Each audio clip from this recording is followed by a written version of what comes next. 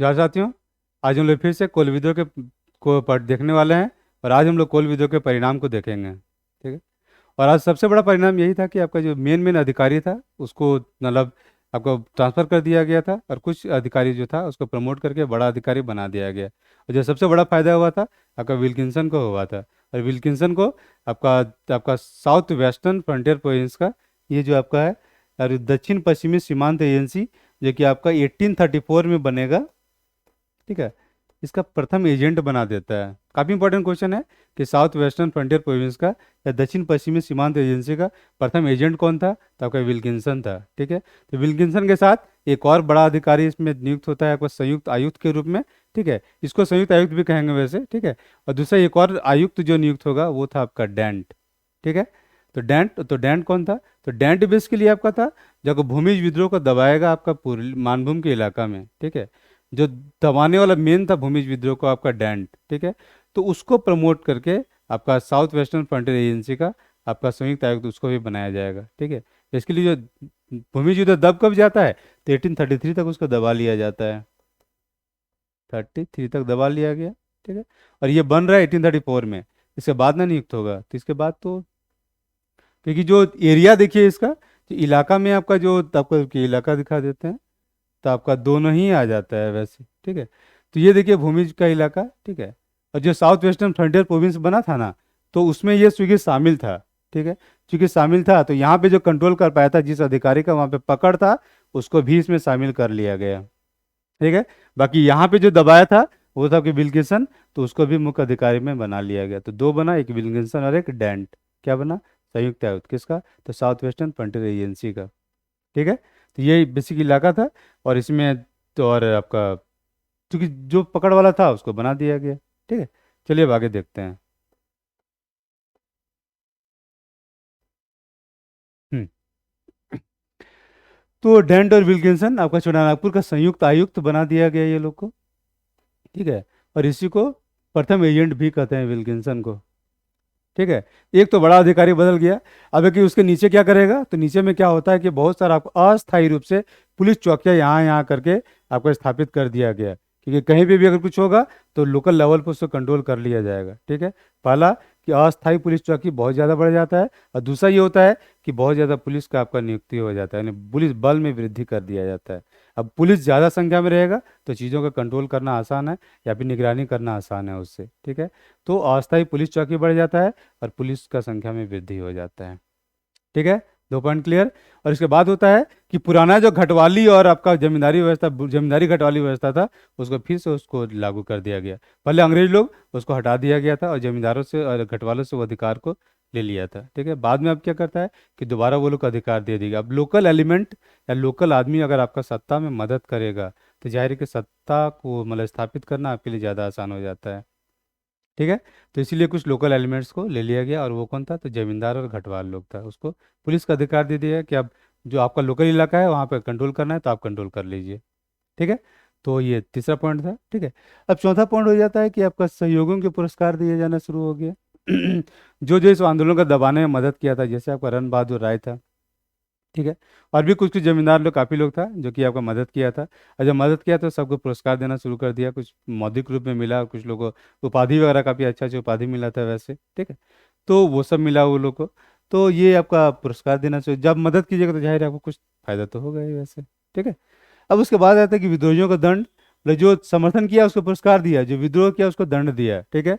तो विद्रोह को दंड में क्या दे रहा है कि मतलब मेनली आपको जो बड़ा बड़ा जो विद्रोही माना गया था, लोग 32 को माना था इसमें, 32, ठीक है। बाकी लोग को आम माफी दे दिया गया था आपका 33 में ही, मतलब 32 में ही हो गया था कि आप कोई सजा आपको नहीं मिलेगा वैसे। सजा क्यों नहीं मिलेगा उसको अब डील करते हैं, पहले इसको देख लेते हैं फिर, ठीक है। तो यहाँ पे 32 को आपको बड़ा सजा मिलेगा, तो 32 में से आपका 24 को, डेटा याद मत रखिएगा, बस सिर्फ इसको समझने के लिए है ये सब चीज़, ठीक है। तो 24 को आपको आजीवन कारावास मिला था, और 8 को आपको मृत्यु दंड मिला था। 24 को आजीवन कारावास, 8 को मृत्यु दंड मिला था। ये लोग को सबसे मतलब मेन माना गया ये लोग को, ठीक है। लेकिन आपका उन 1833 आते आते सबको आम माफी दे दिया जाता है, मतलब किसी को कोई सजा नहीं होता है एक तरह से। और बाकी तभी पिछले वीडियो में देख ही चुके हैं कि जब मेन नेता था सिंगराय मान की था, चाहे आपका सुरगा मुंडा था, बिंद्राय मान की था, तो सबको माफी मिल चुका था। ठीक है। तो विद्रोहियों का दंड का कोशिश तो चलता है, अदालत में मुकदमा भी चलता है, लेकिन फाइनली उसको आम माफी 1833 में दे दिया जाता है, किसी को कोई सजा नहीं होता है। ठीक है। उसके बाद होता है कि जो ये सबसे बड़ा जो चीज हुआ था, होता है कि दक्षिण पश्चिमी सीमांत एजेंसी का निर्माण होता है। किसके तहत होता है? तो रेगुलेशन 13 के तहत होता है। तो रेगुलेशन 13 कब आया था? तो आपका आया था ये 1833 में। ठीक है। 1833 में रेगुलेशन 13 को आया था। इसको ऐसे भी याद करते हैं, यहाँ पे 3 है, यहाँ 13 में भी 3 है, 3 3 याद ही आसान से हो जाएगा कि रेगुलेशन 13 कब आया था, तो 1833 में आया था। ठीक है।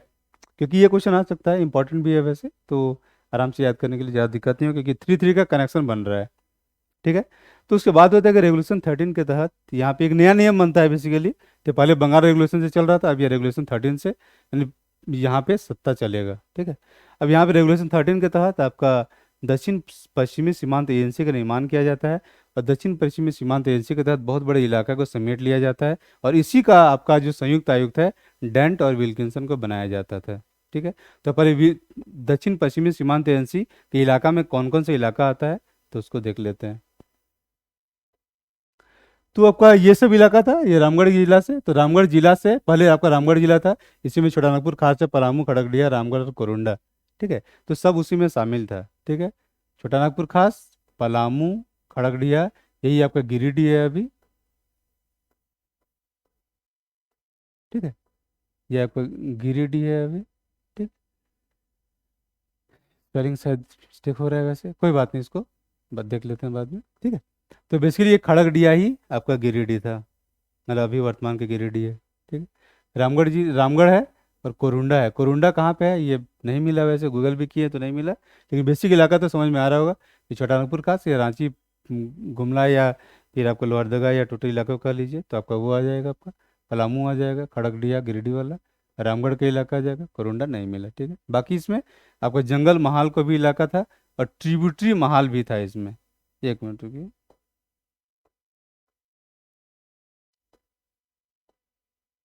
ठीक है। जंगल महाल भी इस इलाका में शामिल था, और ट्रिब्यूटरी महाल भी शामिल था। ठीक है। तब क्वेश्चन आ रहा होगा दिमाग में कि जंगल महाल और ट्रिब्यूटरी महाल क्या है। ठीक है। तो जंगल महाल बेसिकली आपका जो बीरभूम का इलाका था, बीरभूम का कुछ इलाका था, आपका बांकुड़ा का कुछ इलाका था, आपका बर्धमान का कुछ इलाका था, पुरुलिया का कुछ इलाका था, नीचे आपका झाड़ग्राम में अगर आ जाता है, फिर आपका और क्या कहते हैं, कुछ हद तक काफ़ी हद तक मिदनापुर भी आता था, उस काफ़ी बड़े इलाका में था, फैला हुआ था जंगल महाल का इलाका। ठीक है। कि बाद में इसको तोड़ दिया जाता है, 1833 में तोड़ा गया है इसको वैसे। ठीक है। तो जंगल महाल इलाका कब टूटता है? तो 1833 में टूटता है। निर्माण कब हुआ था? तो 1805 में इसका निर्माण हुआ था। 1805, 1805 में जंगल महल जिला का निर्माण हुआ था। टूटता कब है? तो 1833 में टूटता है। सब कुछ कब हो रहा था? 1833 में ही हो रहा था। ठीक है। तो तो वो टूटता है, तो उससे एक इलाका को निकाल लिया जाता है, वो था आपका मानभूम का जिला। ठीक है। और मानभूम जिला आपका शामिल था, आपका ये जो साउथ वेस्टर्न फ्रंटियर एजेंसी जो बनता है, दक्षिण पश्चिमी सीमांत प्रांत, उसमें ये शामिल था मानभूम जिला। ठीक है। पूरा जंगलमहल शामिल नहीं है, इसका सिर्फ मानभूम जिला जो निकला उसको शामिल किया गया इसमें। Concept clear? मानभूम जिला में कौन आता है? तो पहले का देख लीजिए, तो आपका धनबाद का इलाका, पुराना धनबाद, और बाकी जो आपका पुरुलिया का इलाका है वो। ठीक है। और इसमें कुछ इलाका जो ढालभूम का कुछ इलाका है, तो ढालभूम का इलाका भी आपका मानभूम में ही शामिल था। ठीक है। चलिए। और उसके बाद है आपका ट्रिब्यूटरी महल। तो ट्रिब्यूटरी महल में कौन था? तो ट्रिब्यूटरी महल में बेसिकली था कि जो आपका राजा लोग का जो मतलब प्रिंसली स्टेट्स जो चल रहा था, वो स्टेट इसमें शामिल था। कुछ इसमें 7 8 स्टेट्स था, उसमें कुछ उड़ीसा का स्टेट था, कुछ आपका झारखंड का स्टेट था। ठीक है। तो उसमें से जो मतलब वो शामिल था, लेकिन बाद में धीरे धीरे करके वो लोग निकलते चले जाएंगे एक एक करके, और ये इलाका छोटा हो जाएगा वैसे। ठीक है। और उस प्रिंसली स्टेट्स में बेसिकली आपका झारखंड का जो प्रॉपरली नाम लिया जा सकता है, तो वो है आपका सरायकेला और खरसावां वाला ये लोग प्रिंसली स्टेट था। और आज़ादी के बाद तक ये मतलब ये राज्य ही रहता है, अंग्रेजों के कंट्रोल में ये प्रॉपरली गया नहीं था वैसे। ठीक है। तो जो राज्य मतलब स्वतंत्र रूप से शासन कर, स्वतंत्र क्या मतलब अंग्रेजों की सत्ता को मान रहा है, लेकिन है कि फिर भी राजा लोग वहाँ शासन कर रहा है, तो वो इलाका को माना था। इस इलाका में जो झारखंड और उड़ीसा या बंगाल के इलाके में छोटा छोटा कुछ कुछ लोग था, उसको ट्रिब्यूटरी महाल माना गया था। ठीक है, तो वो भी इसमें शामिल था। बाद में बंगाल विभाजन दिस दैट होगा, सब एक एक करके लोग निकलते चले जाएगा। ठीक है, और बाकी बाद में धीरे धीरे ये इलाका छोटा होते चले जाता है, साउथ वेस्टर्न फ्रंटियर एजेंसी का इलाका। ठीक है, तो बेसिकली आपका ये इलाका था। ठीक है, तो रामगढ़ जिला से निकाला था, ये क्वेश्चन आ सकता है कि ये सब इलाका कौन से जिला से निकाला था, तो पहले रामगढ़ जिला था। रामगढ़ जिला के अंतर्गत ये सब था। छोटानागपुर खास है, पलामू है, खगड़िया है, रामगढ़ है, कोरुंडा है। ठीक है, तो ये सब इलाका था।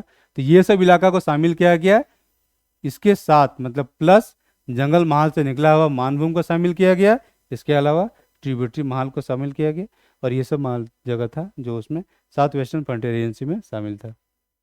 क्लियर, कॉन्सेप्ट क्लियर हो चुका होगा, कोई डाउट नहीं होना चाहिए। वैसे बुक में मिलता है, तो बुक में अलग अलग जगह थोड़ा बहुत करके मिलता है, तो कॉन्सेप्ट ठीक से नहीं क्लियर होता है, तो यहाँ से पूरा क्लियर हो चुका होगा वैसे।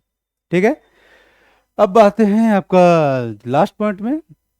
तो लास्ट पॉइंट में कि अगर धन और जन का बहुत ज़्यादा नुकसान होगा, धन तो जाहिर है विद्रोह होगा, तो लूट मार मच रहा था, बहुत ज़्यादा संपत्ति को जलाया जा रहा था, तो जाहिर है कि धन का नुकसान तो हो ही रहा था। बाकी जन, तो जन मतलब लोगों का जान, तो लोगों का जान भी काफ़ी सारा गया था। ऐसे भी कोई भी विद्रोह होगा, धन और जन का तो नुकसान होता ही है। ठीक है, तो इसीलिए ये कॉमन सा चीज़ है जो हर आंदोलन में आपको मिल जाएगा, धन और जन का जो नुकसान होता है वो। ठीक है, बाकी जनरल पॉइंट डिस्कस हो गया है इसमें। ठीक है, तो इतना ही आपका कोल विद्रोह का परिणाम था। मिलते हैं नेक्स्ट वीडियो में। Thank you.